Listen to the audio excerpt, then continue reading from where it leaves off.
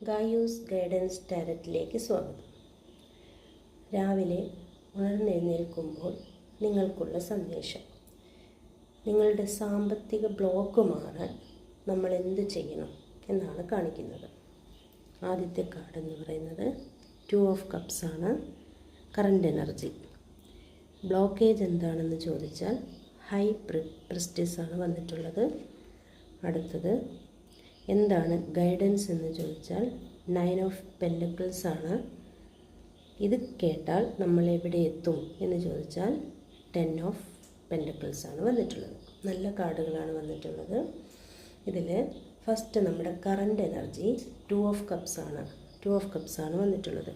ഈ 2 of cups എന്ന് പറഞ്ഞാൽ ഇതിന് സൂചിപ്പിക്കുന്നത് നമ്മുടെ സാമ്പത്തിക കാര്യത്തിൽ ഒരു പങ്കാളിത്തം ഉണ്ടാവാം, അല്ലെങ്കിൽ ഒരു 2 പേർ ചേർന്ന് ഒരു തീരുമാനമെടുക്കുക, അല്ലെങ്കിൽ 2 പേർ ചേർന്നൊരു ബിസിനസ് നടത്തുക, അല്ലെങ്കിൽ ഭാര്യ ഭർത്താവ് തമ്മിലൊരു ബിസിനസ്, അല്ലെങ്കിൽ ഏത് കാര്യത്തിലായാലും 2 പേർ തമ്മിൽ ഒരു തീരുമാനം എടുക്കുന്നതിനെയാണ് കറണ്ട് എനർജി. ഇപ്പോൾ ആ രീതിയിലാണ് ഉണ്ടാകുന്നത്. അല്ലെങ്കിൽ നമ്മുടെ സാമ്പത്തിക കാര്യങ്ങളെ സഹായിക്കാൻ ഉതകുന്ന ഒരു ബന്ധം നമുക്കുണ്ടായേക്കാം.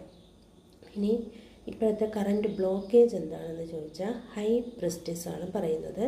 എന്ന് പറഞ്ഞാൽ നിങ്ങളുടെ ഉള്ളിലുള്ള ആ അറിവിനെ, അല്ലെങ്കിൽ നിങ്ങളുടെ ഉള്ളിൽ മറഞ്ഞിരിക്കുന്ന ആ കഴിവിനെ നിങ്ങൾ പുറത്തെടുക്കാതെ, അതിനെ കാണാതെ ബ്ലോക്കായിട്ട് കിടക്കുകയാണ്. നിങ്ങളത് തിരിച്ചറിയുന്നില്ല എന്നതാണ് ഹൈ പ്രിസ്റ്റസ് കാണിക്കുന്നത്.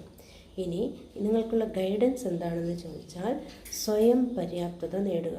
കാരണം 9 ഓഫ് പെൻറ്റക്കിൾസ് ആണ്. നിങ്ങളുടെ ഉള്ളിലുള്ള കഴിവുകളുണ്ട്, നിങ്ങളുടെ കയ്യിലുള്ള എന്തൊക്കെ കാര്യങ്ങളുണ്ടോ അതിനെ പുറത്തെടുത്ത് അതിനെ നല്ല രീതിയിൽ കൊണ്ടുവരിക എന്നതാണ്.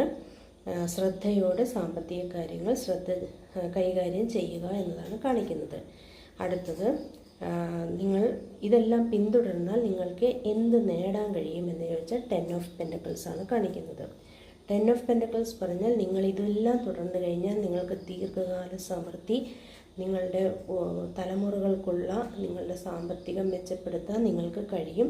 അടുത്ത തലമുറ അനുഭവിക്കാനുള്ള സാമ്പത്തികവും സുരക്ഷിതത്വവും എല്ലാം നിങ്ങൾക്ക് ലഭിക്കും.